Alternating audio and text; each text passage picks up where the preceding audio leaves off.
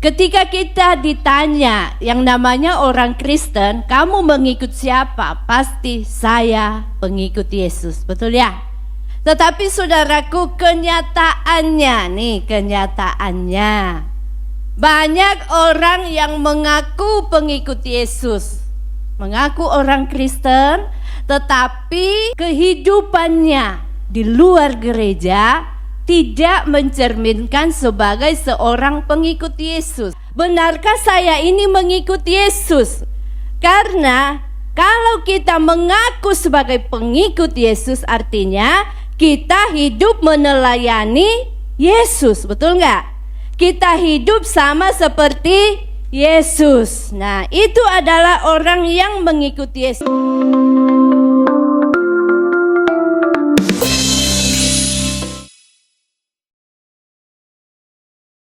Haleluya, puji Tuhan, kembali lagi kita bertemu. Saya percaya semua ini karena kebaikan Tuhan yang dahsyat di dalam kehidupan kita. Amin. Nah, puji Tuhan saudaraku, hari ini saya akan membagikan satu tema yang tadi kita sudah nyanyikannya, pujiannya, yaitu mengikuti Yesus. Nah, pertanyaan saya kepada semuanya, kamu mengikut siapa? Ketika kita ditanya yang namanya orang Kristen, kamu mengikut siapa? Pasti saya pengikut Yesus, betul ya? Tetapi saudaraku, kenyataannya banyak orang yang mengaku pengikut Yesus, mengaku orang Kristen, tetapi ya kehidupannya di luar gereja tidak mencerminkan sebagai seorang pengikut Yesus. Betul nggak? Pernah lihat? Ada yang pernah begitu? Wah, ayo yang jujur, ada yang pernah begitu? Nah, saya angkat tangan tinggi-tinggi saudaraku, karena saya pernah begitu. Saya lakukan aktivitas di gereja. Bahkan dulu saudaraku ya, saya pernah singer saudara di Indonesia. Di Indonesia dulu kan itu kalau kita yang penting berani pegang mic itu sudah bisa jadi singer. Nggak ada audisi, nggak tahu suaranya mau lari kemana, saya nggak tahu ya. Tapi yang penting berani berdiri, pegang mic, sudah ya langsung bisa jadi singer. Nah, saudara yang kekasih dalam Tuhan, saya ngomong begitu karena itu yang banyak terjadi ya. Melakukan aktivitas rohani, tetapi sesungguhnya apa yang dilakukan dalam kehidupan sehari-hari tidak mencerminkan Kristus. Saya percaya di ruangan ini nggak ada ya. Nah, oleh karena itu saudaraku, mari pagi ini kita mau melihat kepada diri kita masing-masing. Kita tidak melihat kepada yang di samping ya, apalagi melihat yang jauh di Indonesia.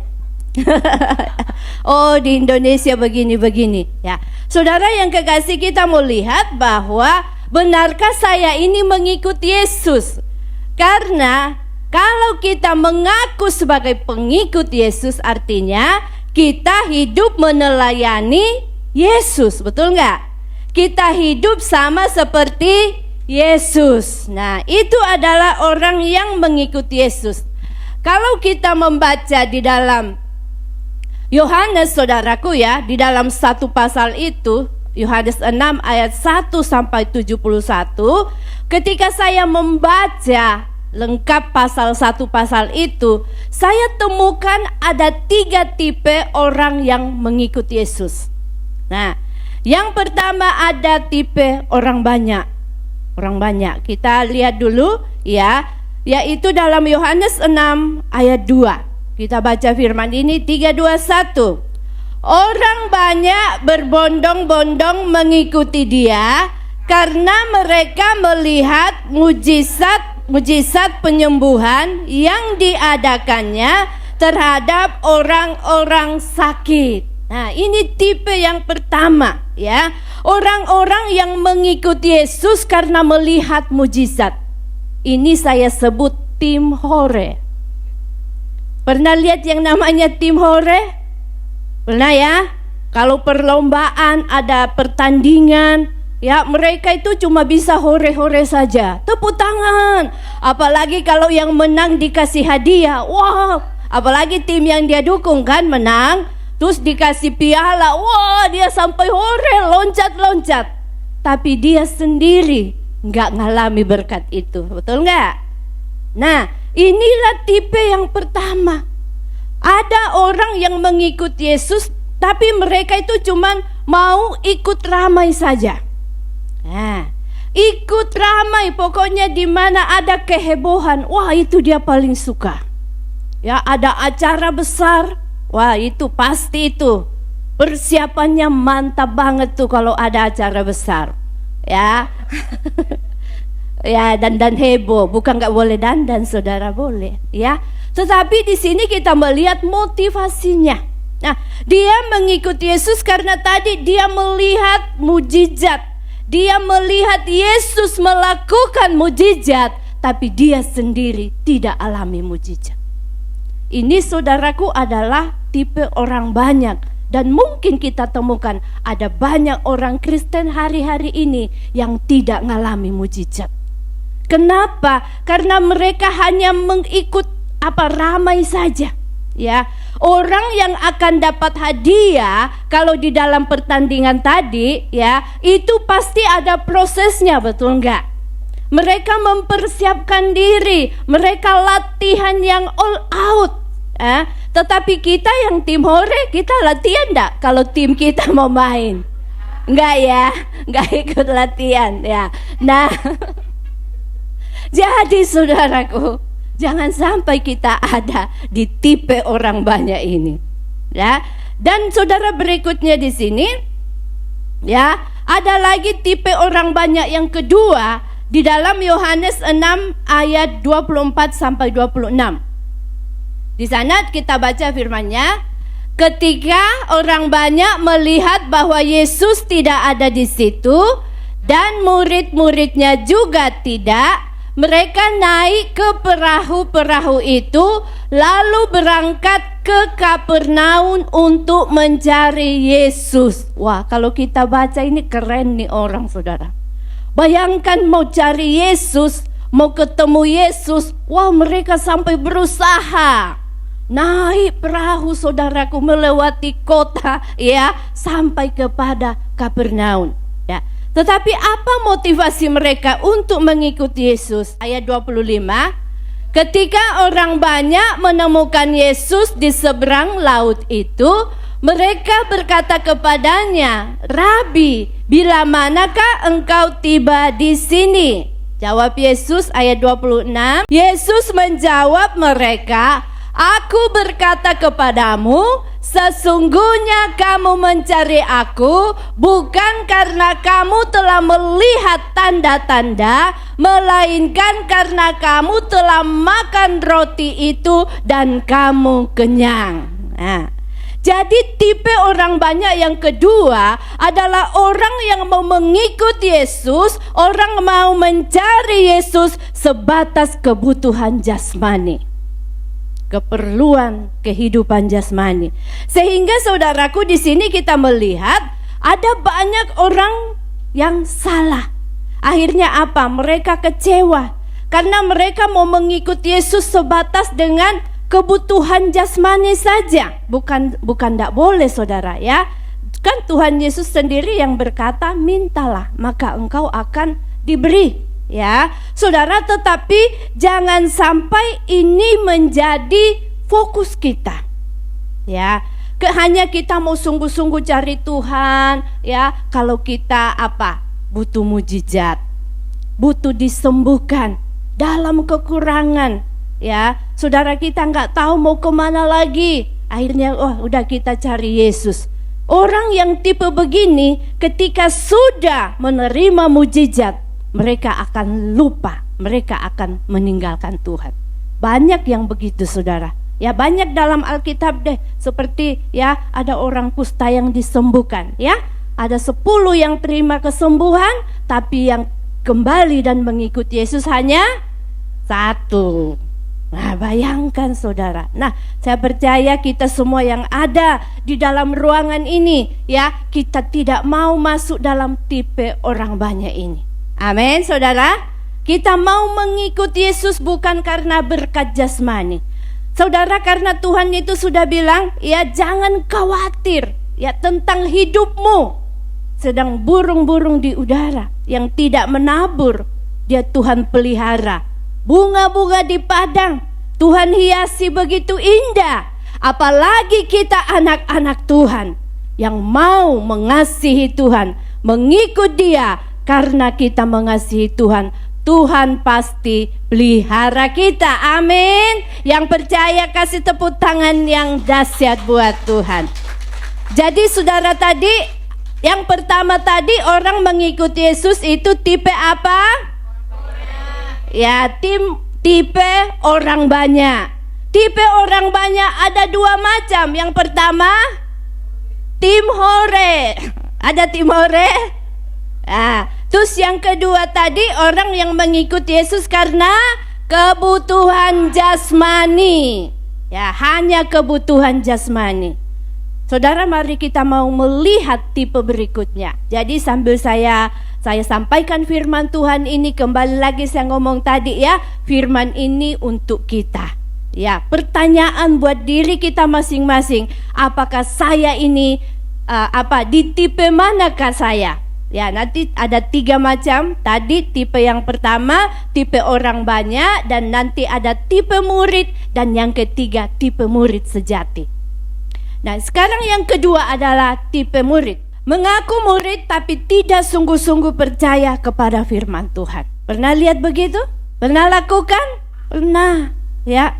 Kita percaya Yesus, Tuhan bisa menyembuhkan, tapi masih percaya dukun-dukun. Ya, masih ke dukun, ya.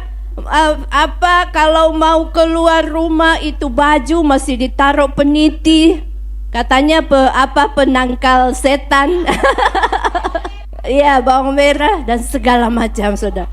Kalau saya dulu, saudaraku, saya ingat, ya saya dulu pernah, ya, karena orang bilang setan itu takut sama garam.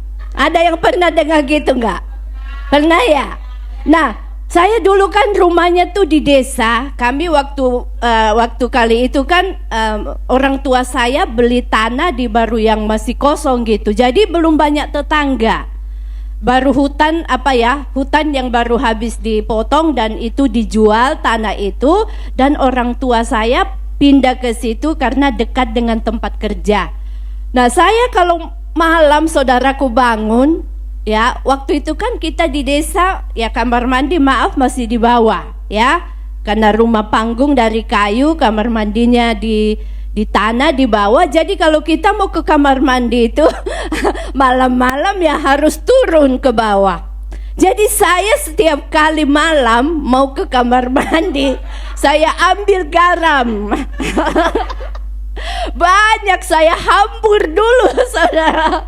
Pokoknya sebelum saya buka pintu saya hambur garam dulu. Karena berapa kali, mungkin mama saya lihat, loh kok ini garam, ini belum lama saya beli sudah habis. Mamaku tanya, ini kenapa? Saya bilang, pokoknya setiap malam itu saya turun mau ke kamar mandi, garam segenggam begini pasti saya hambur dulu. Nah, itu dulu saya. Padahal saya orang Kristen loh, saudara. Hari Minggu saya ke gereja loh. Bahkan saya rajin baca Alkitab juga loh. Tetapi itulah yang saya maksud tadi. Seringkali kita mengikuti Yesus, tapi kita nggak percaya apa kata firman Tuhan. Firman Tuhan masa depan, ya. Masa depanmu adalah masa depan yang penuh pengharapan. Kita bilang, mana bisa, saya kan pembantu rumah tangga, gak bisa. Apakah begitu? Apakah begitu? Tidak. Ya, firman Tuhan bilang, rancanganku adalah rancangan masa depan yang penuh pengharapan.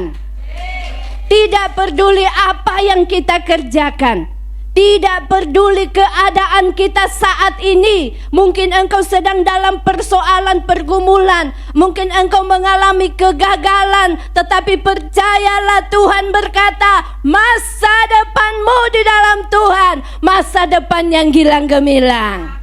Yang percaya firman, tepuk tangan yang dahsyat dan katakan yes. Yes, yes. Amin.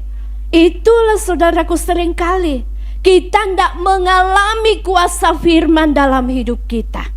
Karena kita mengikuti Yesus, tapi kita nggak percaya firman-Nya. Kita lebih percaya kepada apa kata dunia. Ya memang kalau menurut dunia, kita ini mana bisa. Ya saudaraku, orang yang kerjanya di dapur gosok WC, ya mana bisa dipakai Tuhan, mau hebat apa, mau melakukan ini, melakukan itu, tidak sekolah, tidak belajar. Tapi saudara, disinilah kita melihat kuasa Tuhan. Ketika kita mempercayai firman Tuhan, maka firman itu akan tergenapi dalam hidup kita. Amin. Berikutnya kita melihat saudara, ayatnya tadi tentang murid tetapi tidak sungguh-sungguh percaya kepada firman. Kita lihat dalam Yohanes 6 ayat 60. Kita baca ada 2 ayat dan ayat 66. Ya, 60 dulu dikatakan. Sesudah mendengar semuanya itu, banyak dari murid-murid Yesus yang berkata, perkataan ini keras. Siapakah yang sanggup mendengarkannya? Mulai dari waktu itu, banyak murid-muridnya mengundurkan diri dan tidak lagi mengikut Yesus. Apa yang mereka dengar sampai mereka mengundurkan diri, saudara? Kita lihat dalam Yohanes 6 ayat 41 sampai 42. Maka bersungut-sungutlah orang Yahudi tentang dia, karena ia telah mengatakan, akulah roti yang telah turun dari surga. Kata mereka, bukankah ia ini Yesus, anak Yusuf yang ibu bapanya kita kenal? Bagaimana ia dapat berkata, aku telah turun dari surga? Dari saudara pembacaan ini, Yesus sedang berbicara, menyampaikan, kalau kita baca lengkapnya dari pasal 1, bagaimana pada waktu Yesus berkata, aku ini roti turun dari surga. Yesus sedang berbicara tentang penderitaan. Penderitaan yang dia akan alami. Ya, mana dikatakan dia berkata bahwa tubuhku ini adalah makanan dan darahku adalah minuman. Mereka mendengar itu, mereka kecewa, saudaraku, karena mereka melihat Yesus itu adalah anak Yusuf. Mereka tidak mengenal firman Tuhan. Mereka nggak percaya apa yang Tuhan Yesus sampaikan. Jadi di sini kita melihat, saudaraku, ya, ada banyak orang ketika mengikut Yesus, ketika mereka mengalami proses, mengalami penderitaan, mereka kecewa, mereka mundur, ya. Nah, oleh karena itu biar kita menyadari bahwa penderitaan, proses yang Tuhan izinkan terjadi dalam hidup kita, itu adalah proses di dalam kita mengikut Yesus. Amin. Tuhan Yesus berkata, kalau kamu mau ikut saya, pikullah salibmu. Salibmu, saudara, ya. Tidak usah pikul salibnya Yesus, ya. Simon Kirene sudah pikul salibnya Yesus.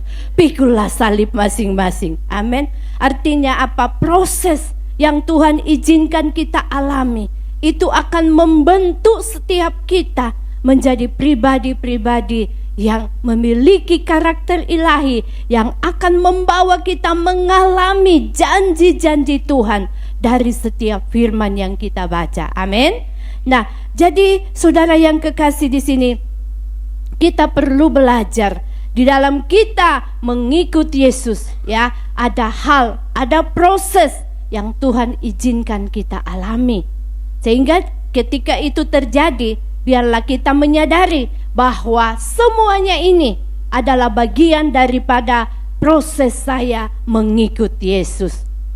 Dan apapun terjadi, sekali Yesus, tetap Yesus. Amin. Haleluya. Nah, Jadi saudaraku, penting sekali. Saya rindu kita memahami ini, karena siapa yang kita ikuti itu yang akan memuridkan kita. Betul nggak? Kalau kita salah ikut orang, maka kita akan salah dimuridkan. Sehingga pentingnya kita mengambil keputusan untuk kita hanya mengikuti Yesus. Ngomong yang di sebelahmu, jangan ikut saya. Kamu jangan ikut saya. Ya, jangan ikut saya. Ya.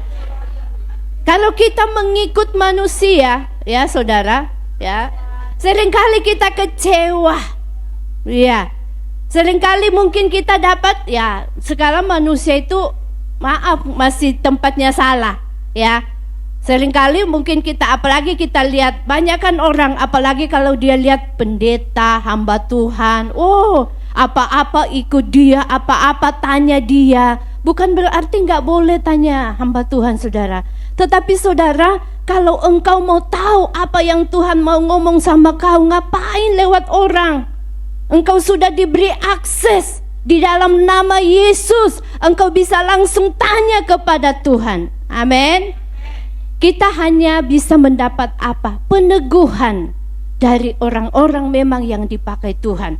Tetapi saudara, kalau engkau mau yang murni, datang sendiri kepada Tuhan.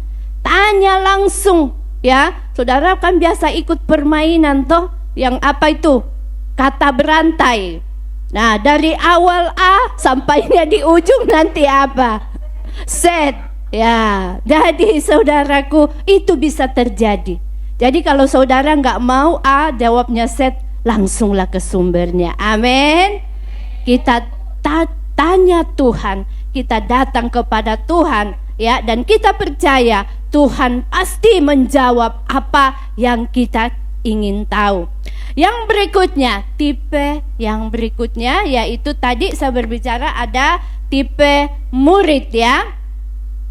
Murid yang pertama tadi adalah murid yang tidak sungguh-sungguh percaya kepada firman Tuhan. Sekarang kita lihat tipe murid sejati.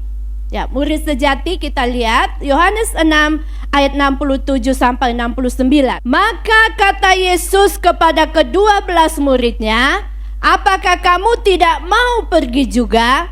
Jawab Simon Petrus kepadanya, Tuhan, kepada siapakah kami akan pergi? Perkataanmu adalah perkataan hidup yang kekal, dan kami telah percaya dan tahu bahwa engkau adalah kudus dari Allah. Nah, jadi ini adalah murid yang sejati, saudara. Dia mengenal Tuhan dengan benar. Ya, saya seringkali menyampaikan bahwa mari kita mengenal Allah kita dengan benar. Pertama, kita kenali Dia sebagai Bapa. Dia Bapa yang baik. Dia Bapa yang sangat mengasihi kita. Dalam keadaan apapun, tangannya terbuka untuk setiap kita. Itulah Bapa yang penuh kasih. Tetapi jangan berhenti begitu, karena Dia juga kenali Dia sebagai guru dalam hidupmu. Guru adalah orang yang mendidik, orang yang mengajar, orang yang mendisiplinkan kita. Tuhan pun seringkali begitu. Dia izinkan kita mengalami apa? Konsekuensi dari perbuatan kita. Bukan karena Dia jahat, bukan karena Tuhan tidak sayang kita, tetapi tanda kasih-Nya buat kita. Supaya kita apa? Tidak terus maju di dalam kehidupan yang jauh daripada Tuhan. Amin.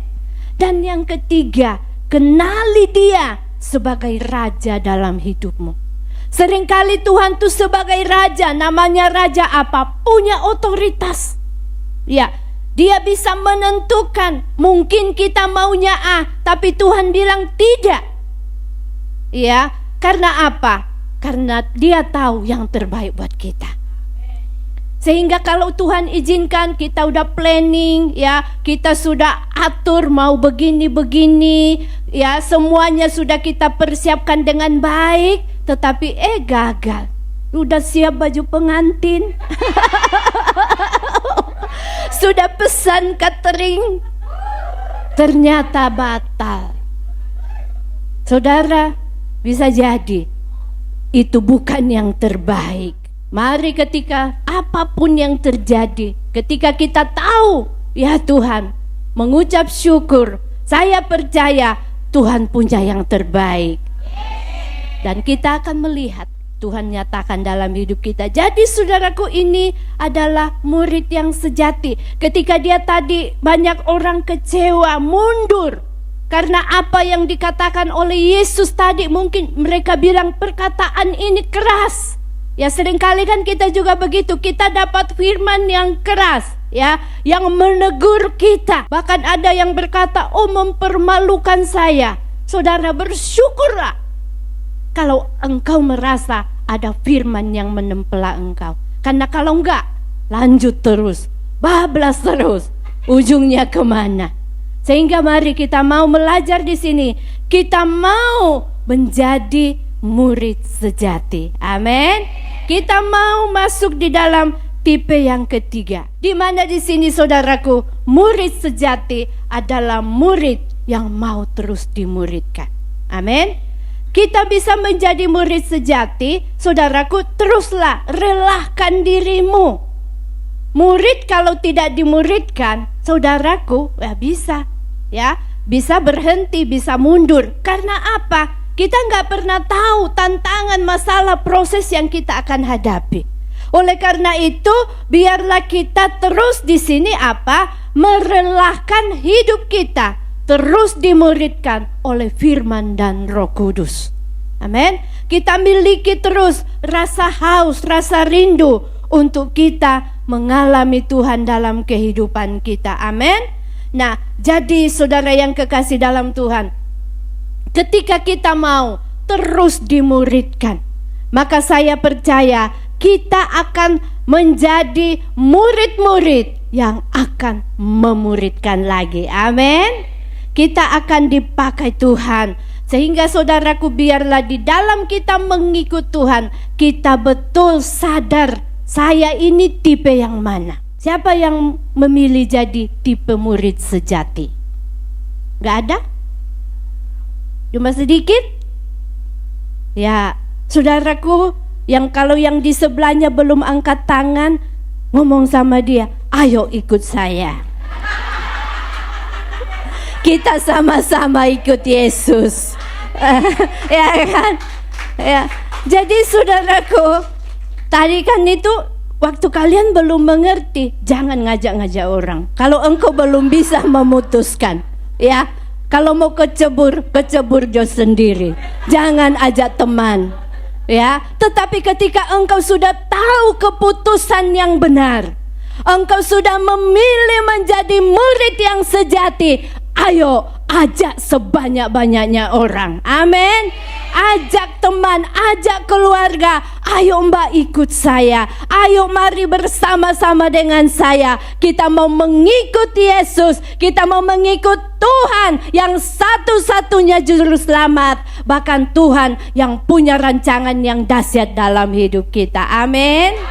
Haleluya, tepuk tangan buat Tuhan Yesus.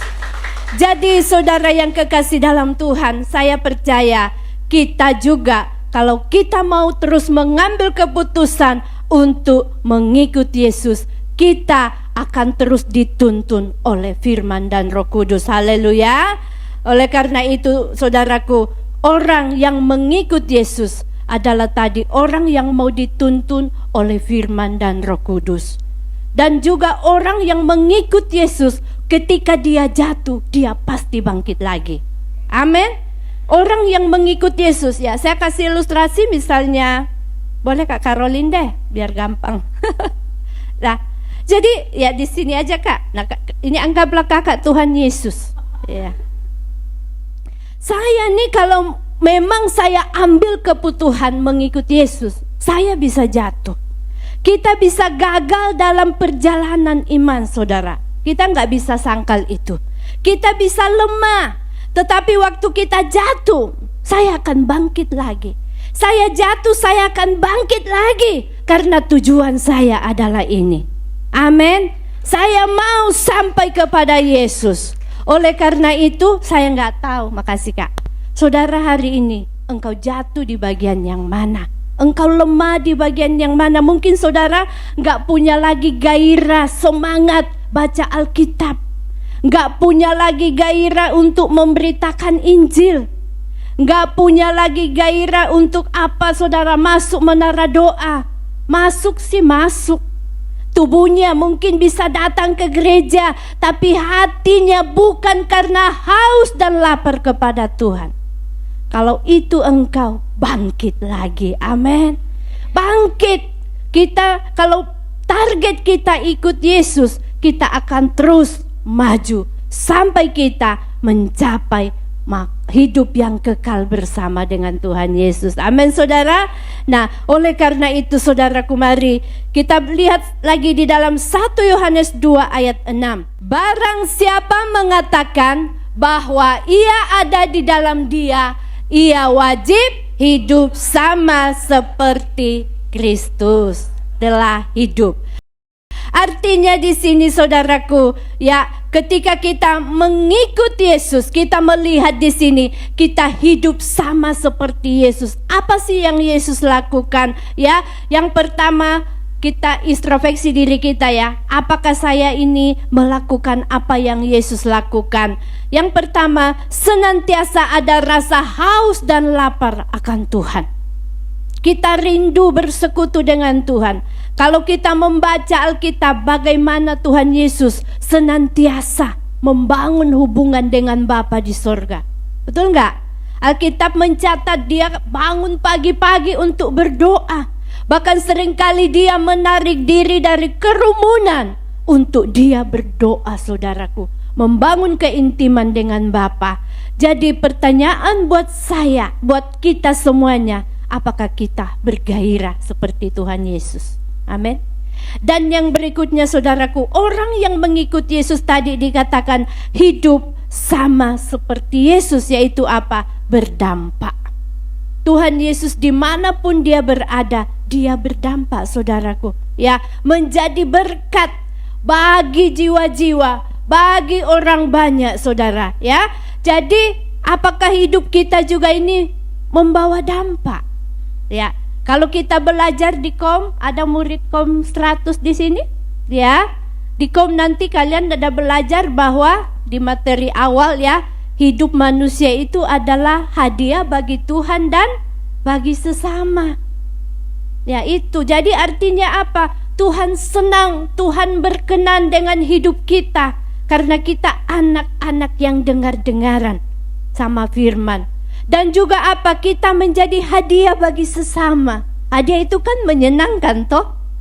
Kira-kira yang di sebelahmu tuh menyenangkan enggak buat kau?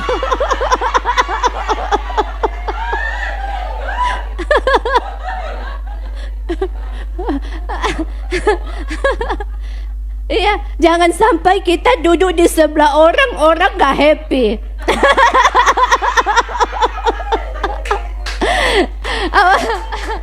Awalnya orang suka cita, begitu kita datang, aura langsung berubah. Saudara jawab deh apa sebabnya?